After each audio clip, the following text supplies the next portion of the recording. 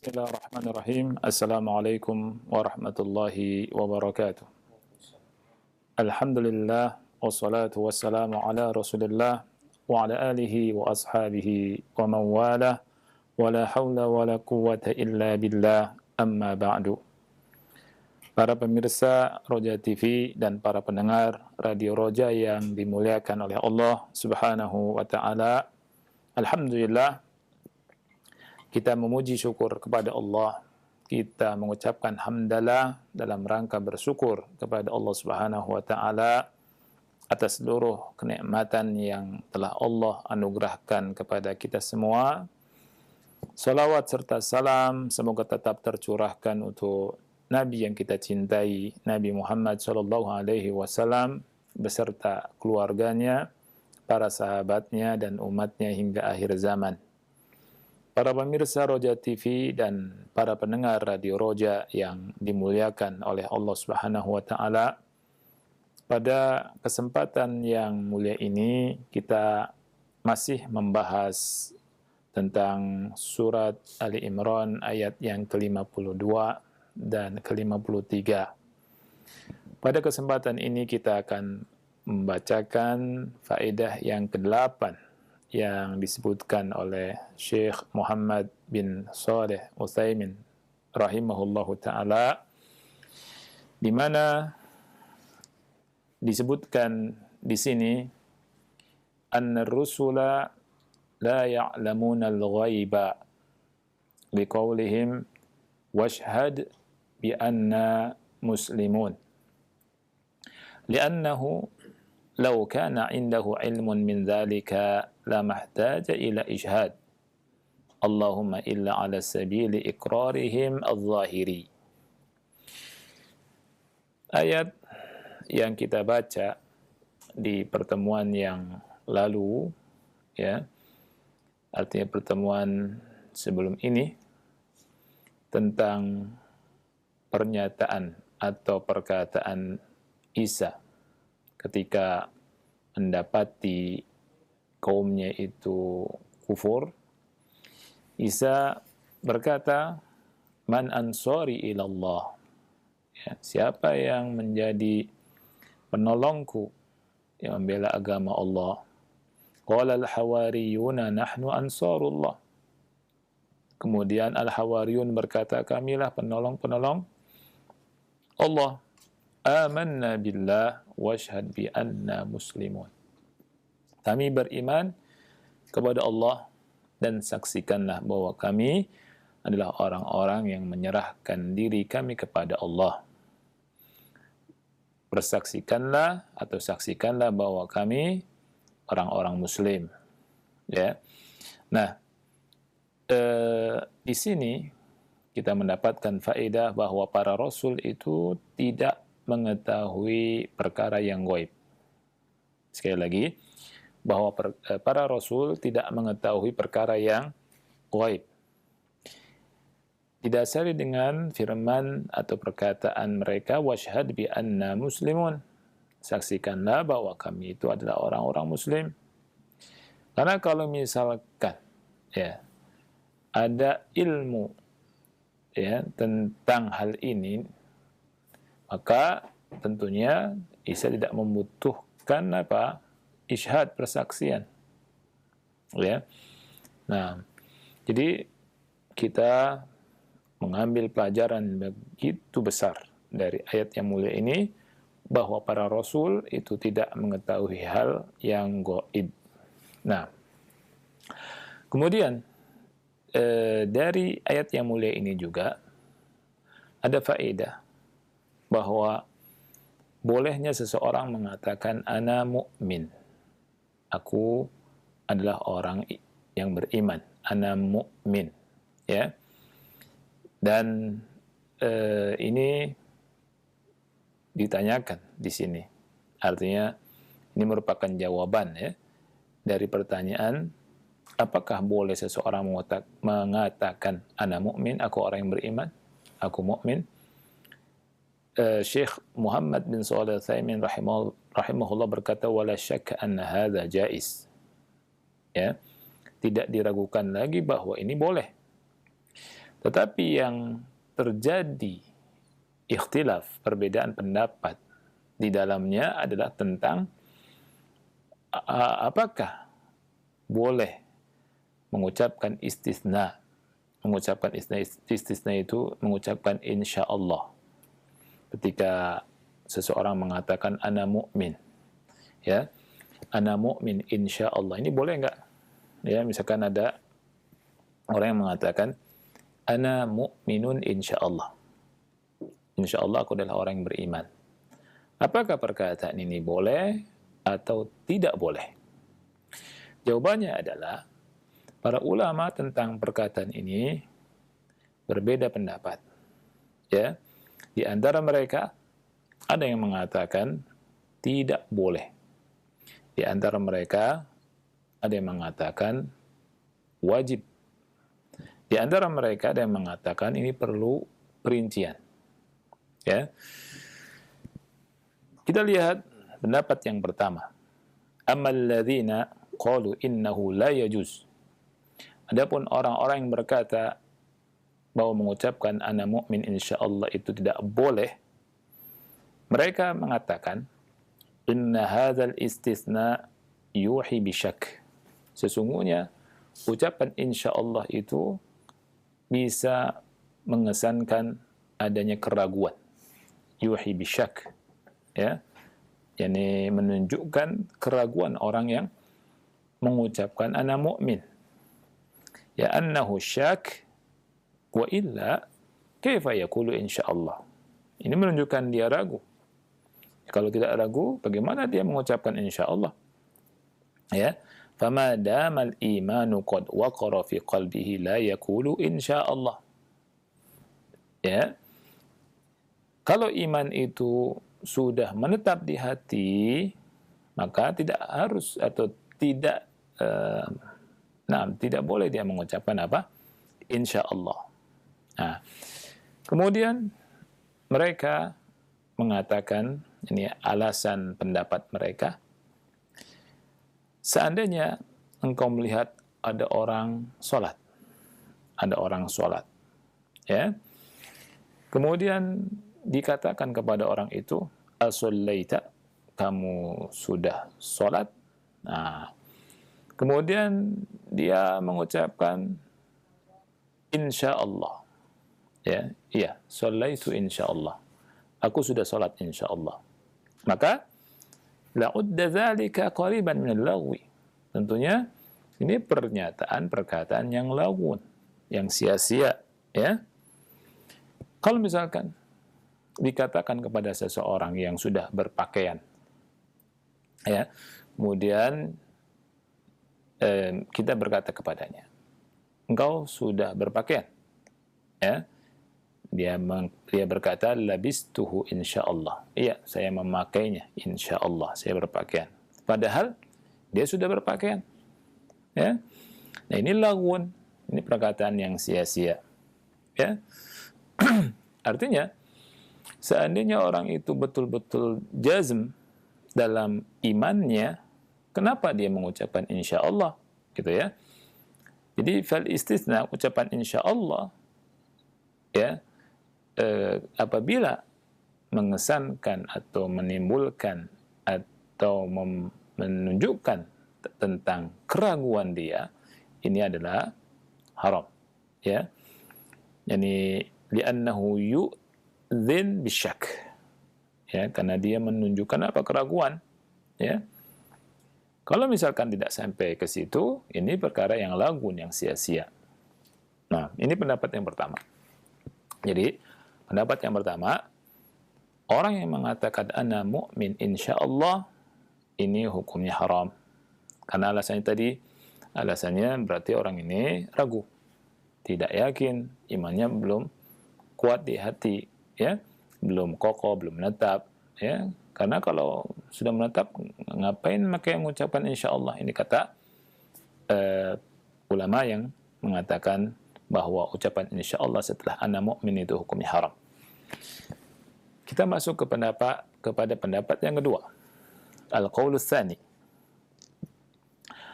Pendapat yang kedua, mereka berkata bahwa mengucapkan insya Allah dalam ana mu'min insya Allah ini hukumnya wajib. Annahu yajib. Jadi wajib mengucapkan insya Allah. Jadi kalau misalkan salah satu kita berkata ana mu'min, aku beriman, ya, itu wajib mengucapkan insya Allah. Ya. Falau qala innahu mu'min wa sakat kana dzalika haraman alaih. Nah, pendapat yang kedua ini berkata, seandainya seseorang mengucapkan ana mu'min, saya beriman, kemudian diam, ya, ini justru haram. Justru haram. Baik. Apa alasan mereka? وَعَلَّلُوا لِذَلِكَ بِأَنَّ الْإِيمَانَ النَّافِعَ هُوَ الَّذِي يَمُوتُ الْإِنسَانُ عَلَيْهِ وَالْإِنسَانُ لَا يَدْرِي مَاذَا يَمُوتُ عَلَيْهِ. Ya, kita lihat alasannya. Mereka beralasan, menyebutkan alasan ini. Allalu artinya mereka menyebutkan illah, alasannya, sebab bahwa iman yang bermanfaat itu adalah ketika seseorang mati di atas iman tersebut. Ya. Sedangkan seseorang tidak tahu, ya, tidak tahu apakah dia mati atau meninggal di atas iman atau tidak. Karena Nabi Shallallahu Alaihi Wasallam bersabda, Inna ahadakum la ya'malu bi'amali ahli jannati hatta ma yakuna bainahu wa bainaha illa dhira' fayasbiku alaihi alkitab fayamalu bi'amali ahli nari fayadkhuluha. Mereka berkata, karena ada hadis Nabi Shallallahu Alaihi Wasallam dari riwayat Bukhari Muslim, di mana Rasulullah SAW bersabda, sesungguhnya salah satu di antara kalian, jadi ada orang di antara kalian yang beramal dengan amalan penduduk surga, sehingga tidak ada jarak antara dia dengan surga, melainkan sehasta. Fayasbiku alaihi alkitab, tetapi ketentuan Allah, ketetapan Allah telah mendahuluinya.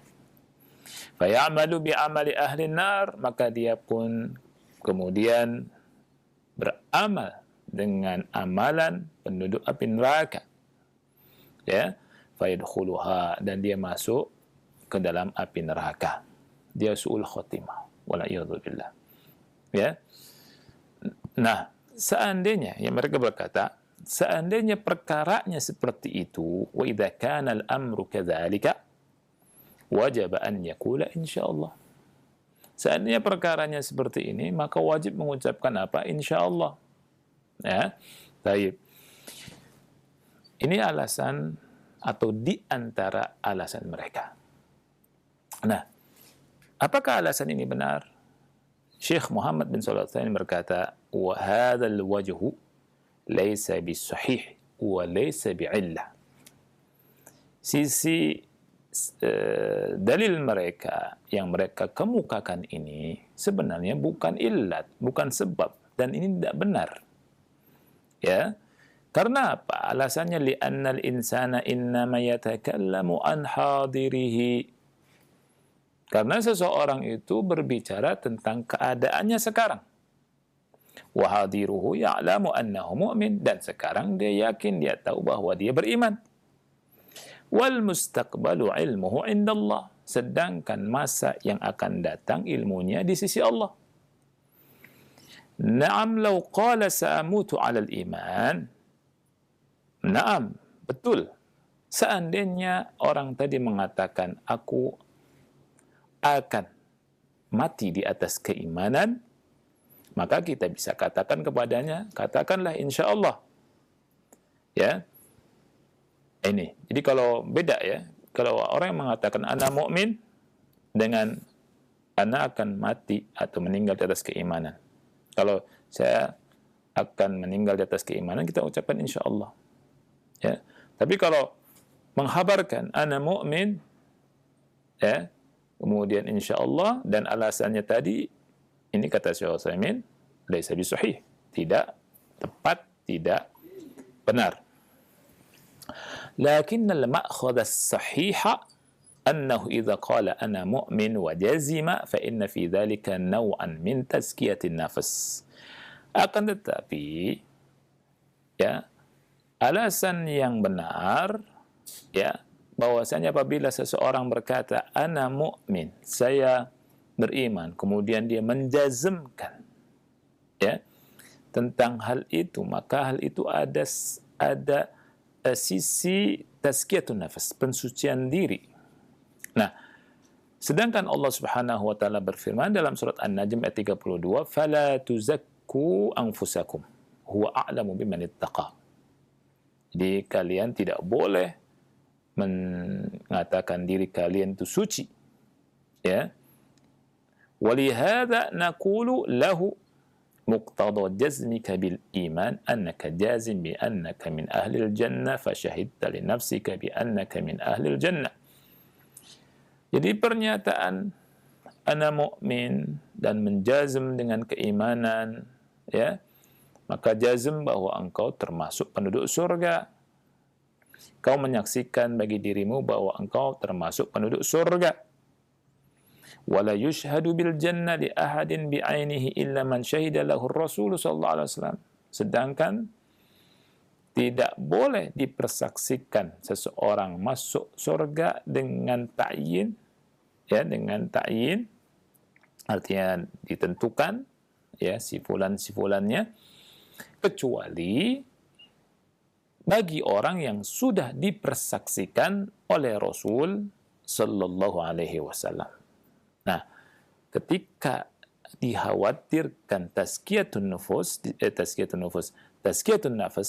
yakni merekomendasi diri sendiri, mengatakan diri ini suci, maka pada posisi atau kondisi ini, ya, engkau hendaknya mengucapkan insyaallah, ya, walaysa li ajli annaka la tadri madza tamutu alaih, ya, lakin min ajli alla tuzakki nafsaka fayalzamu min tazkiyatika iyyaha an tashhad laha bil jannati wa hadha mamnu'.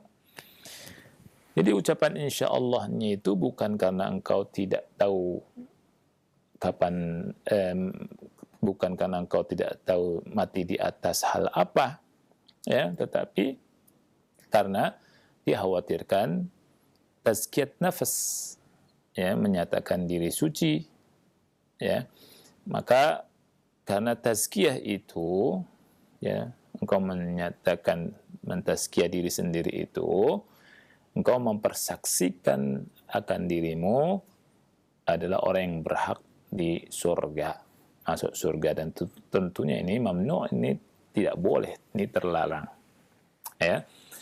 Ini pendapat yang kedua, ya. Sekarang kita masuk ke pendapat yang ketiga. Wa fassala ba'dul ulama fi hadhihi al-mas'alati. Jadi sebagian ulama memperinci masalah ini, diperinci, ya. Mereka berkata, qad yakunul istithna'u haraman wa qad yakunu wajiban. Istisna mengucapkan insyaallah pada kalimat ana mu'min bisa jadi haram, bisa jadi wajib, ya. Wa qad yakunu jaizan bi'tibarat, bisa juga jadi jaiz, boleh, ya, dengan beberapa alasan tentunya, ya, dengan beberapa i'tibar. Yang pertama, idza kana al-insan yaqulu ana mu'minun insyaallah yuridu bidzalika at-tabarruk aw bayan anna ma hasala min al-iman kana bi masyiatillah fa hadha jaiz, ya. Apabila seseorang mengucapkan ana mu'min insyaallah, dengan ucapan tersebut dia ingin bertabarruk, ya, bertabarruk, mencari keberkahan dan menjelaskan bahwa keimanan itu hasil dari Allah, hasil dari masyiahnya Allah, maka ini boleh, ya, ini jaiz hukumnya. Wal istithna bil masyiah fil amri al-waqi' jaiz syar'an. Mengucapkan istisna insyaallah tentang perkara yang nyata, yang ada, terjadi, itu boleh secara syariat. Dalilnya adalah firman Allah Ta'ala surat Al-Fath ayat 27, di mana Allah berfirman, la tadkhulunna al-masjidal harama insyaallah kalian pasti masuk Masjidil Haram, insya Allah. Maka ucapan insya Allah, ya, ma'annahum, ya, padahal mereka akan masuk ke Masjidil Haram, ini boleh. Nabi SAW berkata kepada Umar bin Khattab, innaka atihi wa mutawifun bihi, sesungguhnya engkau akan mendatanginya dan tawaf, ya, ketika di sulhi Al-Hudaybiyah, ya. Kemudian ada dalil yang lain ketika ziarah kubur. Di antara bacaan yang kita ucapkan ketika ziarah kubur adalah wa inna insyaallahu bikum lahikun, ya, sesungguhnya insyaallah kami pasti menyusul kalian. Ya, ini sebuah kepastian, tapi kita mengucapkan insyaallah, ya. Baik. Wa in kana al-hamilu 'ala al-istithna' asyak haramun an yastathni. Ini bisa jadi haram, ya. Pertama jaiz tadi jelaskan dalilnya kalau untuk tabarruk. Bisa jadi haram mengucapkan ana mukmin insyaallah kalau yang mendorong dirinya untuk mengucapkan insyaallah itu adalah keraguan, asyak. Nah, ini yang tidak boleh, ya. Artinya apabila ada seseorang mengucapkan ana mu'min, dia ragu, mutaraddid, ya, kemudian dia bilang insyaallah, ini hukumnya haram, ya. Lianna syakka fil iman munafin lil iman, id anna al iman la budda an yakuna jazma. Karena keraguan dalam keimanan ini bertentangan dengan keimanan itu sendiri. Dalam keimanan itu harus atau mesti jazm, ya, mesti jazm. ولكن الحذر أن يتلاعب الشيطان بالمؤمن في مسألة الوساوس التي كثر الشاكون منها من الذين من الله عليهم بالإقبال إلى الله فلما أقبل الشباب إلى الله صار الشيطان يأتيهم بالوساوس وبالشكوك لأجل أن يخلخل إيمانهم ولكن هذا والحمد لله كيد كائد لمن كاد به كما جاء في الحديث الحمد لله الذي رد كيده إلى الوسوسة وأخبر النبي عليه الصلاة والسلام أن هذا صريح الإيمان يعني خالصه الذي ليس فيه شبهة وقد أخبر النبي عليه الصلاة والسلام بعلاج ذلك فقال لا يزال الناس يتساءلون من خلق كذا من خلق كذا حتى يقول من خلق الله فإذا بلغوا ذلك فليستعذ بالله ولينتهي فهذا من جملة ما يوسوس به الشيطان وهذا علاجه. Nah, jadi masalah seseorang mengatakan ana mu'min dengan insyaallah karena ragu, ini tidak boleh dan hukumnya haram karena keimanan itu harus jazm dan keraguan ini menafikan keimanan itu sendiri.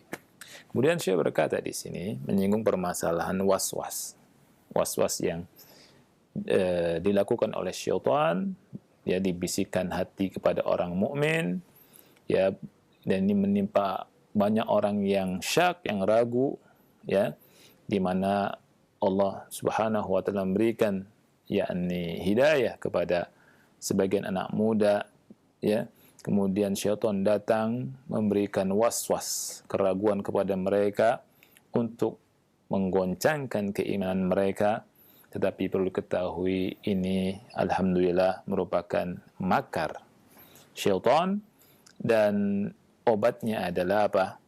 Obatnya adalah nanti disebutkan di sini, dan Nabi SAW menyebutkan bahwa waswas itu yang ada di hati orang yang beriman ini menunjukkan bahwa itu sharihul iman, ini kemurnian iman, ya, yang tidak ada syubhat. Dan Nabi SAW menghabarkan obat waswas. Nabi berkata, la yazalun nas yatasaalun. Manusia senantiasa terus bertanya. Man khalaqa kadza, man khalaqa kadza, siapa yang menciptakan ini, siapa yang menciptakan ini, sampai mereka berkata man khalaqallah, siapa yang menciptakan Allah. Fa idza balagu dzalik, kalau sudah sampai ke sini, falyasta'idz billah wal yantahi. Hendaknya dia minta perlindungan kepada Allah dan menyudahi, dan segera menyudahinya.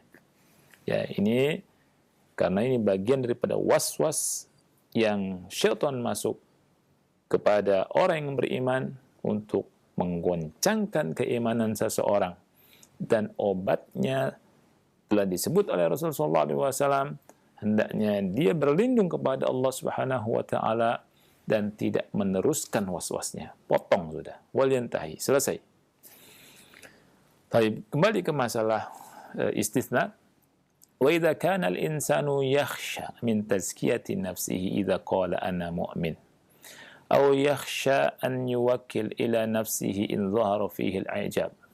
لأن الإنسان أعوذ بالله إذا أعجب بعمله وكل إلى نفسه ونزعت بركته فإذا كان يخشى من ذلك كان الاستثناء واجبا.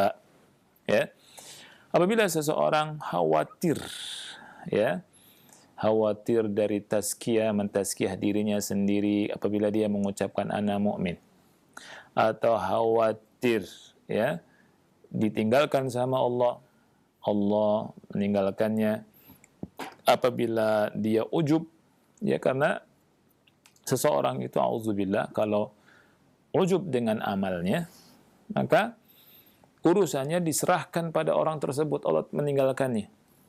Kemudian keberkahannya hilang, diambil keberkahannya oleh Allah. Apabila khawatir dan takut demikian, maka pada kondisi seperti ini istisna hukumnya wajib. Nah, ini ya, ini yang disebutkan oleh Syekh Muhammad bin Shalih Al-Utsaimin dalam beberapa buku. Beliau menyebutkan bahwa tafsir perinci ini lebih tepat. Nah, berikutnya adalah bahwa ayat atau dua ayat ini menunjukkan tentang keutamaan dari Hawariyin, di mana mereka kembali kepada Allah Subhanahu wa ta'ala. Dan berikutnya bahwa faedah yang bisa kita ambil, at-tawassulu ila Allah ta'ala bi rububiyyatih. Jadi bertawasul kepada Allah dengan cara menyebutkan Rabb, jadi dengan rububiyah Allah. Karena rububiyah ini, ya, tadur ala thalathat asya, berputar pada tiga perkara. Al-khalq wal mulk, atau milk wal mulk wa tadbir. Penciptaan, yakni kepemilikan kerajaan, dan pengaturan. Ya. Wa ijabatud du'a dakhil fi hadhihi thalatha. Dan pengabulan doa masuk dalam tiga perkara ini. Walidzalika kana katsiran ma yatawassalu ad-du'atu bi rububiyyah kama jaa fil hadits sahih yamuddu yadayhi ila sama ya Rabb ya Rabb. Oleh karena itu banyak sekali orang-orang yang berdoa, bertawassul kepada Allah dengan rububiyah. Di antaranya sebagaimana dalam hadis yang sahih, hadisnya sahih, di mana orang berdoa menengadahkan kedua tangannya dan berkata ya Rabb, ya Rabb. Ya, inilah rahasia kenapa para nabi, orang-orang soleh ketika berdoa menyebut kalimat ya Rabb. Ya, ya Rabb, wahai Rabb, wahai Rabb. Karena di situ ada mencakup tiga perkara yang besar. Rabb itu mencakup Allah itu Khalik, Allah pencipta, Allah itu yang menguasai, yang memiliki, dan Allah yang mengatur. Dan ketika seseorang berdoa kepada Allah Subhanahu wa taala, orang itu ingin dijawab doanya, ingin dikabulkan doanya. Ya. Dan pengabulan doa itu masuk ke dalam tiga hal ini. Ya, oleh karena itu ketika kita berdoa, ya, hendaknya kita perhatikan juga cara melafazkan doa dan isi dari doa tersebut dan tawasulnya bagaimana agar kita mendapatkan anugerah dikabulkan doa oleh Allah Subhanahu wa taala. Ini saja barangkali yang bisa kita bahas, mudah-mudahan bermanfaat. Nah, Ustaz, barakallahu fikum. Jazakumullahu Barakallah. khairan. Terima kasih atas pelajaran yang telah disampaikan. Semoga yang singkat ini dapat menambah ilmu kita. Kita memohon kepada Allah untuk dimudahkan bisa memahami dan mengamalkannya. Selanjutnya kami berikan kesempatan, silahkan.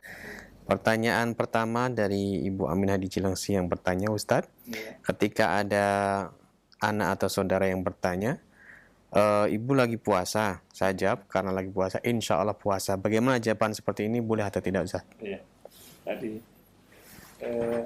seandainya khawatir tazkiyah, kemudian mengharapkan keberkahan dan mengharapkan dimudahkan sama Allah Subhanahu wa taala urusan puasanya, maka boleh. Ya, boleh. Ya, jadi mengucapkan insyaallah boleh. Barakallahu fiik. Baik, Ustaz. Terima kasih Ustaz atas jawabannya. Selanjutnya kami berikan kesempatan untuk Anda yang bertanya via telepon, silahkan. Kami tunggu pertanyaannya. Halo. Tadi sebentar. Ya. Tapi kalau jawabannya setelah maghrib, Ya. setelah maghrib, ya, dan ibu puasa, gitu ya. Ya. Terus dia bilang, insya Allah tadi saya puasa. Ya. Nah itu laguan, Oh iya. itu sia-sia. Ya. Baik, Nah. Ustaz. Halo, dengan siapa? Di mana? Waalaikumsalam warahmatullahi. Abu Sakit di Depok, Ustaz. Silakan, Bapak, pertanyaannya.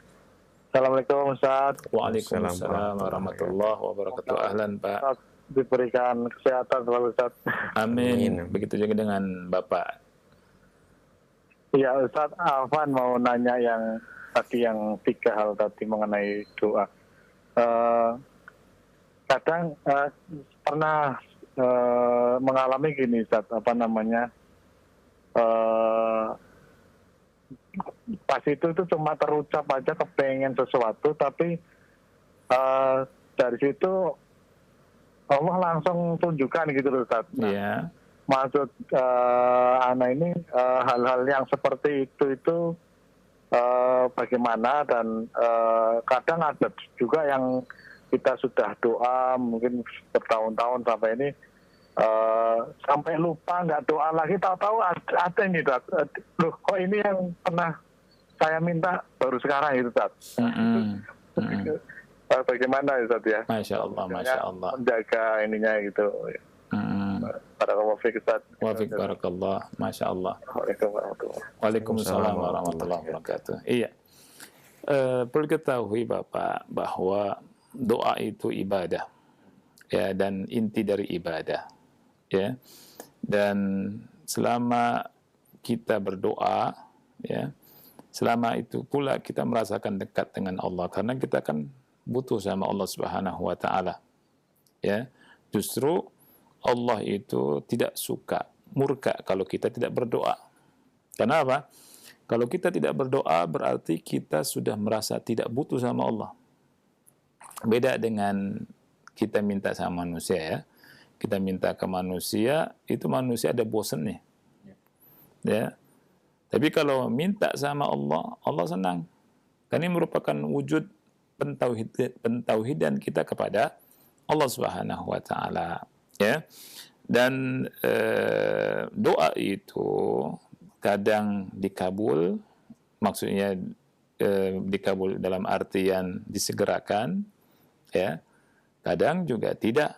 Makanya dalam hadis Rasul kita SAW itu doa itu ada salah satu kemungkinan dari salah satu dari 3 perkara, ya.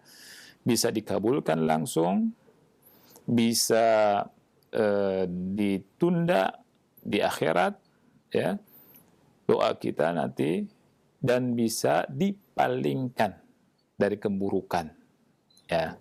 Jadi doa itu bermanfaat. Setiap kita berdoa sangat bermanfaat. Nah, dan memang doa itu tidak harus dikabulkan dengan cepat, ya. Kadang cepat, kadang nanti, gitu ya. Seperti doanya Nabi Ibrahim. Berdoa kepada Allah banyak di Al-Quran agar diberikan buah-buahan, ya, diberikan rizki buah-buahan kepada kota Mekah, ya. Itu doanya lama kan, dikabulkannya lama itu, dan baru terasa sekarang kan.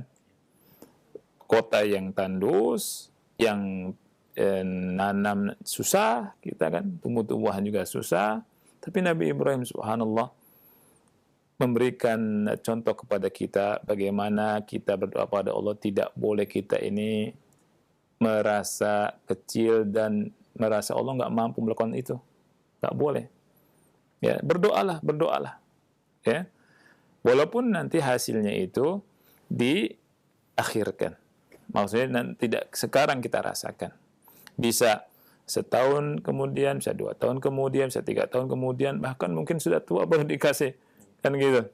Tapi tidak boleh kita putus asa dari doa. Makanya di antara hal yang menghambat dikabulkannya doa, itu ada orang yang isti'jal dalam berdoa. Isti'jal itu artinya terburu-buru. Saya sudah berdoa, tapi belum dikabulkan. Nah, ini tidak dikabulkan. Ya. Nah, jadi tapi yang tugas kita adalah kita menjaga diri kita, menjaga keimanan, terus belajar ya supaya kita ngerti tentang fikih doa, tentang penghalang-penghalang doa, tentang doa itu dikabulkan, tentang syarat-syaratnya bagaimana, tentang waktu-waktunya, tentang tempat-tempatnya, apa yang harus kita hindari dari perbuatan-perbuatan yang bisa menghalangi doa kita. Wallahu a'lam bishawab. Nah, Barakallahu fiik. barakallah. Selanjutnya kami berikan kesempatan kembali. Silahkan untuk telepon yang terakhir. Halo. Silahkan. Halo. Iya, assalamualaikum. Waalaikumsalam warahmatullahi wabarakatuh. Dengan Ibu siapa di mana? Ibu mohon maaf dikecilkan dulu volumenya itu. Iya, sudah dimatikan. Iya.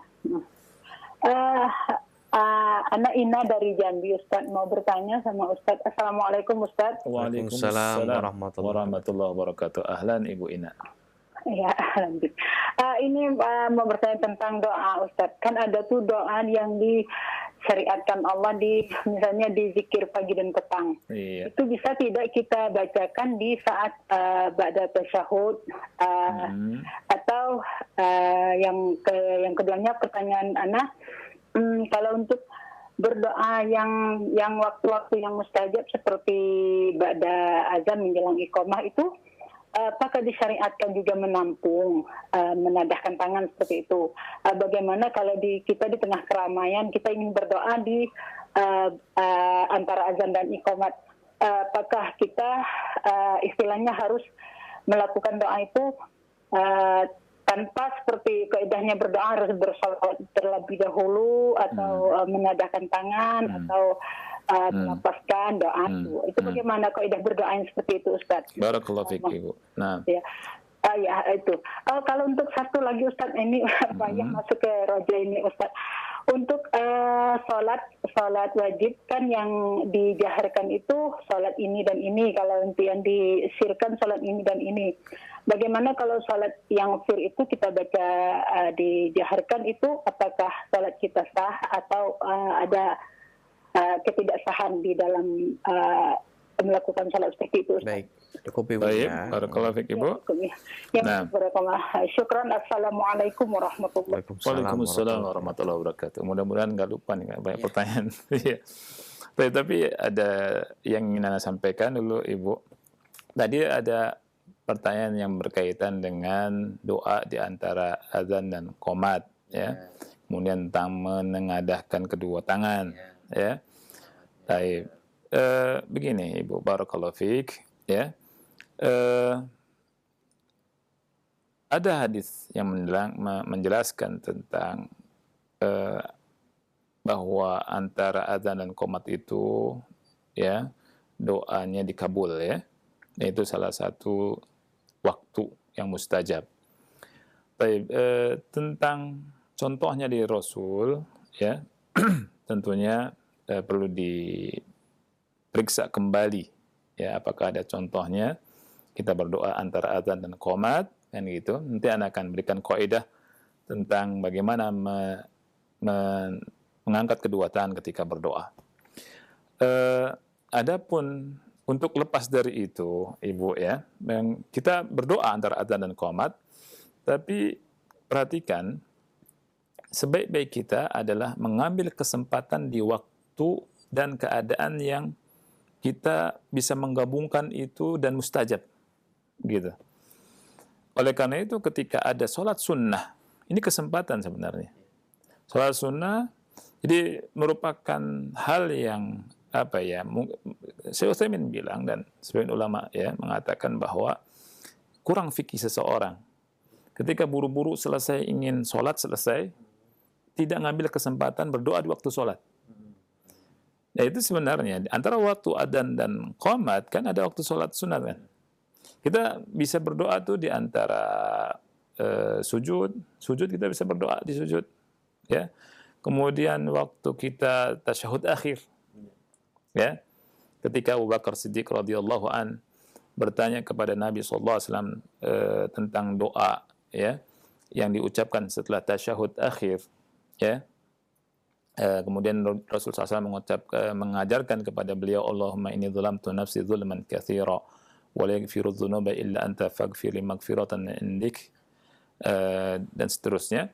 Itu seperti Syekh bin Baz Utsaimin rahimahullah menjelaskan pada kita, setelah doa itu kita bisa berdoa dengan doa yang kita inginkan, seperti misalkan doa kita ingin tapi kita doa untuk akhirat kita dulu. Kemudian doa tentang dunia, kita kalau misalnya butuh dunia, kita doa di situ, ya. Dan sedang kita munajat di sholat, gitu.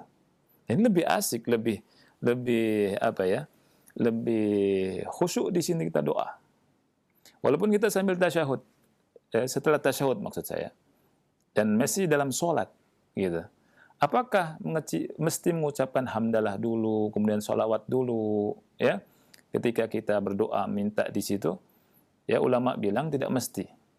Karena di dalam sholat itu sudah kita mengucapkan hamdalah, sudah kita mengucapkan sholawat, di tasyahud kita sudah mengucapkan tasyahud, kita langsung minta sama Allah. Itu kesempatan yang luar biasa. Oleh karena itu merupakan hal yang kurang fikihnya. Seseorang ketika ingin cepat-cepat selesai dari sholat, justru itu kesempatan kita untuk apa?